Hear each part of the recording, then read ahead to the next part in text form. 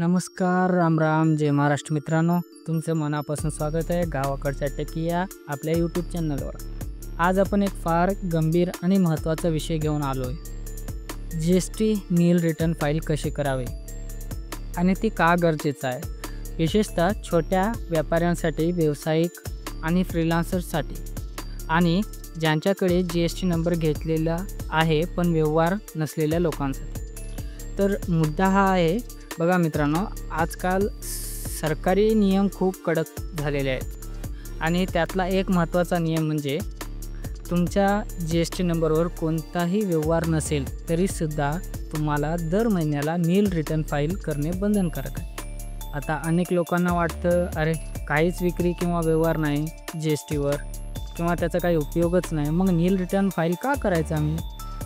तर तुमच्यानुसार हे बरोबर आहे, पण खरं तर सरकारी नियमानुसार हे चुकीचं आहे.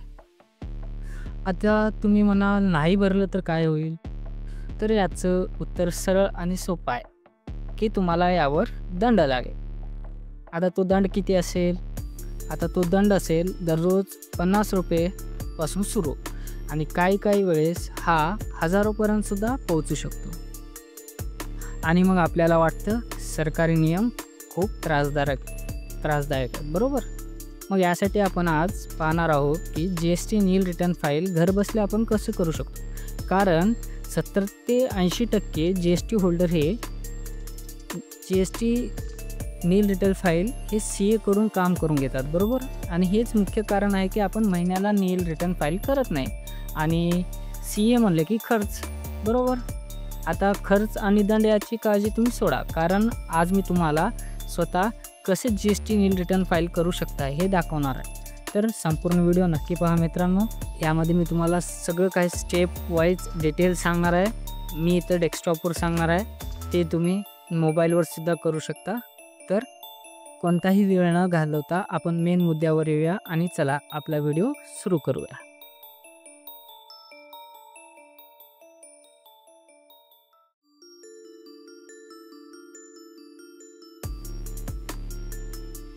सर्वात अगोदर तुम्हाला Google Chromeवर यायचं आहे आणि GST पोर्टलवर लॉग इन करायचं आहे. त्यासाठी तुम्हाला काय करायचं आहे, Google Chromeवर येऊन टाईप करायचं आहे GST. ठीक आहे. तुम्ही जेव्हा GST टाईप कराल तुम्हाला GST लॉग इन असे दिसेल. जर तुम्ही GST नुसतं जरी टाईप केला तर तुमच्यासमोर ही अशी पहिली वेबसाईट येईल जिथे की GST log in GST portal म्हणून असेल. त्यावर तुम्हाला क्लिक करायचं आहे. त्यानंतर तुमच्यासमोर असा एक इंटरफेस ओपन. एकदा असा इंटरफेस तुमचा जो ओपन झाला की मग तुम्ही युजर नेम आणि पासवर्ड टाकायचा आहे. जर तुम्ही या अगोदर ओपन केला नसाल GST पोर्टल तर मग तुम्हाला इथे खाली फर्स्ट टाईम लॉग इनवर क्लिक करून इथे तुम्हाला तुमचं अकाउंट क्रिएट करून घ्यायचं आहे. ठीक आहे, तिथे तुम्ही करू शकता. जर तुम्ही अगोदर ओपन केलेलं आहात तर डायरेक्ट युजर नेम पासवर्ड टाका आणि कॅप्चर कोड फिलअप करा.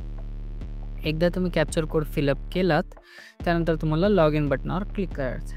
ठीक आहे. जसंच तुम्ही लॉग इन बटनावर क्लिक कराल तुमच्यासमोर असा इंटरफेस ओपन होईल जिथे तुम्हाला 2 टेबल दिसतील, ज्यामध्ये GSTR1 आणि GSTR3 दिसेल. आणि इथे तुम्हाला काही पिवळ्या डब्या दिसत आहेत आणि काही हिरवे. तर हिरवे हे तुमचे फिल केलेले आहेत, रिटर्न असतील, नील असतील, जे पण असेल ते फिल केलेलं आहे. आणि जे पिवळ्यामध्ये आहे ते तुमचे अजून फिल झालेले नाही.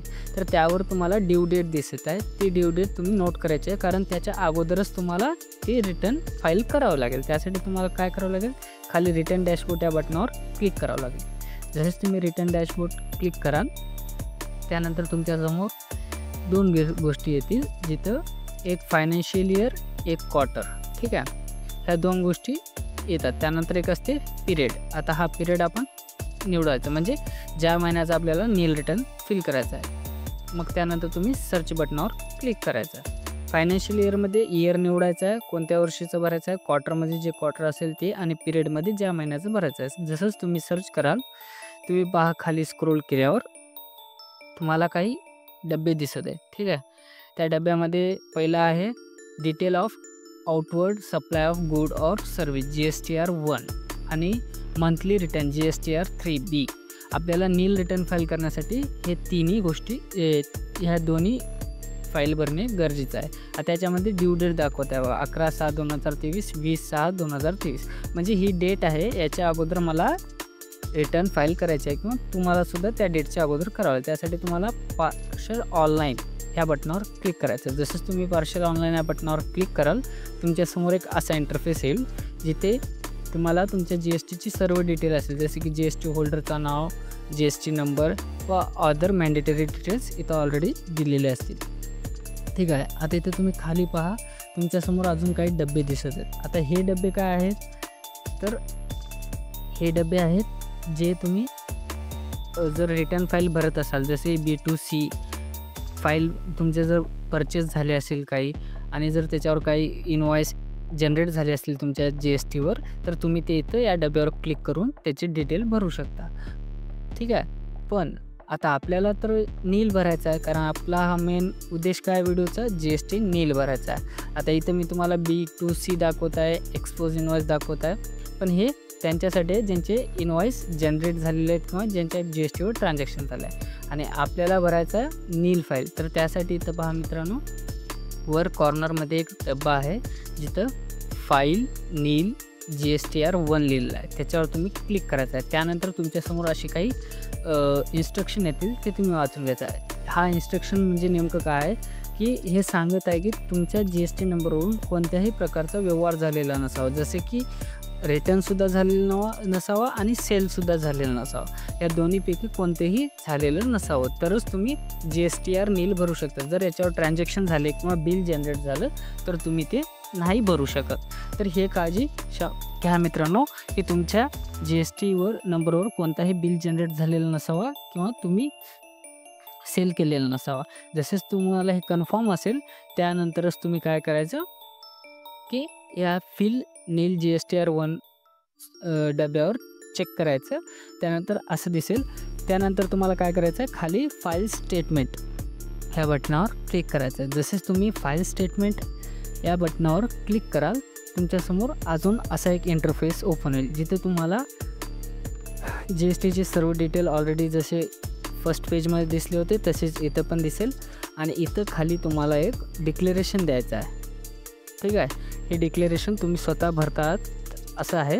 आणि त्यानंतर तुम्हाला ऑथराइज्ड सिग्नेचर म्हणून करायचं आहे, म्हणजे जे स्वतः GST होल्डर असतात ते.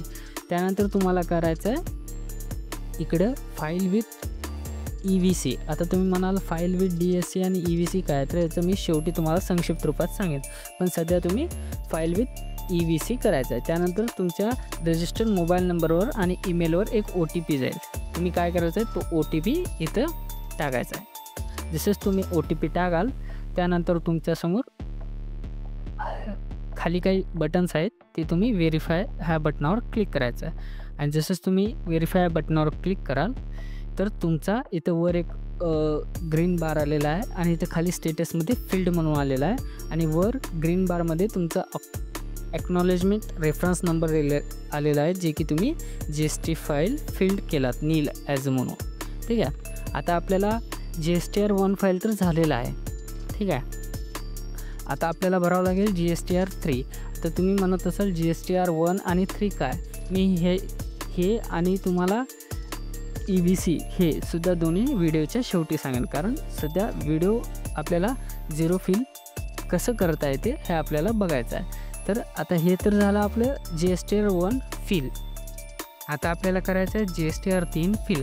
त्यासाठी आपल्याला पुन्हा काय करावं लागेल, सर्विसमध्ये यावं लागेल, मग त्यानंतर रिटर्नमध्ये यावं लागेल आणि रिटर्न याच्यावर क्लिक करावं लागेल. जसेच आपण याच्यावर क्लिक करू मग आपण पुन्हा त्याच पेजवर रिडायरेक्ट होऊ जिथं आपण अगोदर आलो होतो. इथं पुन्हा तीच स्टेप सेम करायची आहे जी GSTR1साठी केलेली आहे. फायनान्शियल इयर, क्वार्टर आणि पिरियडमध्ये जो महिन्याचा फिल भरायचा आहे तो. ठीक आहे. त्यानंतर आपल्याला पुन्हा सर्चवर क्लिक करायचं आहे. आता इथं खाली पहा मित्रांनो, आपला GSTR1 स्टेटस फील्ड म्हणून आलेला आहे. आता आपल्याला काय करायचं आहे, मंथली रिटर्न GSTR3 हे आपल्याला भरायचं आहे. ठीक आहे. जसेच आपण GSTR3 हे भरू म्हणजे प्रिपेअर ऑनलाईन करू. ठीक आहे. प्रिपेअर ऑफलाईन करायचं नाही, कारण आपण ऑनलाईन भरत आहोत. त्यासाठी आपल्याला काय करायचं आहे, प्रिपेअर ऑनलाईन या बटनावर क्लिक करायचं आहे GSTR 3मध्ये, जे की मंथली रिटर्न आहे आणि त्याची ड्यू डेट 20/6/2023 दाखवत आहे.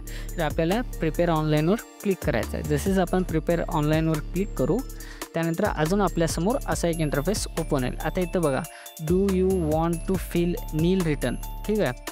म्हणजे इथंसुद्धा तुम्हाला पुन्हा सांगत आहे की तुमच्या याच्यावरून कोणते आउटवर्ड सप्लाय झालेले नसावेत, ठीक आहे.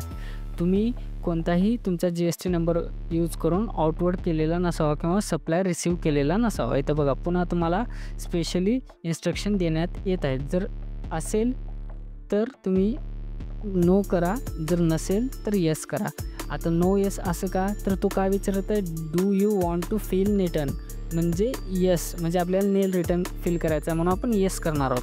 पण जर आपली हे कंडिशन पूर्ण होत नसतील तर आपण नोवर क्लिक करणार आहोत. पण आपण इथं नील फील करणार आहोत, त्यासाठी आपण काय करणार आहोत, येस या बटनावर क्लिक करणार आहोत, ठीक आहे. जसेच आपण येस बटनावर क्लिक करू मग आपण खाली नेक्स्ट नावाचं एक बटन दिसेल त्याच्यावर आपण क्लिक करू. आता इथं नेक्स्ट बटनावर क्लिक केल्यावर हा पॉपअप होईल, याला तुम्ही क्लोज करून टाका. आता इथं पुन्हा तुम्हाला काय करायचं आहे, ॲक्नॉलेजमेंट सेल्फ डिक्लेरेशन द्यायचं आहे, क्लिक करायचं आणि ऑथराइज साईन करून टाकायचं. अजून पुन्हा इथं तुम्हाला file GSTR 3B with EVC करायचं आहे, ठीक आहे. EVCवर क्लिक करायचं आहे. जसंच तुम्ही क्लिक कराल पुन्हा तुमच्या मोबाईल नंबरवर एक OTP येईल किंवा ईमेल ID वर येईल, ते OTP टाकायचा आहे तुम्हाला जशाच तसं. एकदा तुम्ही OTP फिल केला त्या बॉक्समध्ये त्यानंतर तुम्हाला खाली व्हेरीफाय नावाचं एक बटन दिसेल, त्या व्हेरीफाय नावाच्या बटनावर क्लिक करायचं आहे. तर आता इथं तुमचं GSTR 3सुद्धा सक्सेसफुली फिल झालेला असा पॉपअप मॅसेज आला आहे. तिथे तुम्हाला GST नंबर आणि कोणत्या महिन्याचं झालेलं आहे आणि कधी झालेला आहे आणि त्याचा ॲक्नॉलेजमेंट रेफरन्स नंबर का आहे ते सुद्धा दाखवेल. आता तुम्ही जर फिल झाले का नाही हे कन्फर्म करायचं असेल तर तुम्ही डॅशबोर्डमध्ये जाऊन सुद्धा फिलिंग रिटर्नच्या जागी पाहू शकता, असे इंस्ट्रक्शन दिलेलं आहे. आणि हे मॅसेज तुम्हाला मोबाईल आणि ईमेलवर सुद्धा आलेला आहे असं या पॉपअपमध्ये लिहिलेलं आहे. तर आपण आता याला ओके करून टाकू. आता आपण सक्सेसफुली आपला 0 म्हणजे नील फिल रिटर्न कंप्लीट केलेला आहे, ठीक आहे. आपण 0 म्हणजेच नील, आपल्या GSTवर कसल्याही प्रकारचं ट्रान्झॅक्शन झालेलं नाही म्हणून आपण नील GSTR फायलिंग रिटर्न केलेली आहे. तर आता आपण इथं पुन्हा सर्च केल्यावर हे बघा इथं दाखवते स्टेटस फील्ड म्हणजे आपण GSTR 1 आणि GSTR 3B हे दोन्ही नील म्हणून फील्ड केलेले आहेत, ठीक आहे. तर तुम्हाला मित्रांनो व्हिडिओ कसा वाटला सांगा. आणि राहिला तुम्हाला GSTR 1 आणि GSTR 3B ह्याबद्दल सांगण्याचा, तर मी एका सोप्या तुम्हाला उदाहरणासोबत सांगतो. एक रामू नावाचा भाजी विक्रेता आहे, त्याने 1000 रुपयाची भाजी विकली आणि त्या भाजीवर 50 रुपये GST घेतला. तर हा 50 रुपये GST त्याने कस्टमरकडून घेतला म्हणून हे आपण GSTR 1मध्ये दाखवतो आणि तो 50 रुपये घेतलेला GST मी सरकारला भरत आहे म्हणून ते आपल्याला GSTR 3B ह्या फोल्डरमध्ये दाखवायचा असतो. सर्व सोप्या भाषेत म्हणजे जे घेतलो ते आपण GSTR 1मध्ये दाखवतो आणि जे सरकारला भरत आहोत ते आपण GSTR 3Bमध्ये दाखवत आहोत. आता हे झालं आणि EVS राहिलं आणि DSC म्हणजे त्यात 2 ऑप्शन आहेत की जर आपण डिजिटल सिग्नेचर वापरत आहोत, ठीक आहे, डिजिटल सिग्नेचर वापरत आहोत तर आपण काय करणार आहोत, DEC करणार आहोत. पण आपण काय करणार आहोत, डिजिटल सिग्नेचर वापरत नसेल तर EVC का करत आहोत, तर आपण इलेक्ट्रॉनिक मोड वापरत आहोत ज्यामध्ये की OTP येते आपल्या मोबाईलला, त्या OTPच्या सहाय्याने आपण फाईल फिल करत आहोत. त्यासाठी आपल्याला EVC सिलेक्ट करायचं होतं. तर मित्रांनो तुम्हाला हा व्हिडिओ कसा वाटला याबद्दल नक्की सांगा. तर ही होती मित्रांनो GST नील रिटर्न फाईल करायची स्टेप बाय स्टेप प्रोसेस. तुम्हाला व्हिडिओ कसा वाटला नक्की सांगा. आणि शेवटी एकच सांगतो मित्रांनो, सरकारकडून वेळेनुसार आणि गरजेनुसार कायदे बदलतात, पण आपल्याला कायद्यांचा, नियमांचा किंवा प्रोसेसची माहिती नाही किंवा आपल्यापर्यंत ती माहिती पोहोचली नाही म्हणून ग्रामीण भागातले खूप लोक अजूनही दंड भरतात, परवाने रद्द होतात त्यांचे आणि खूप त्राससुद्धा सहन करावा लागतो सरकारी.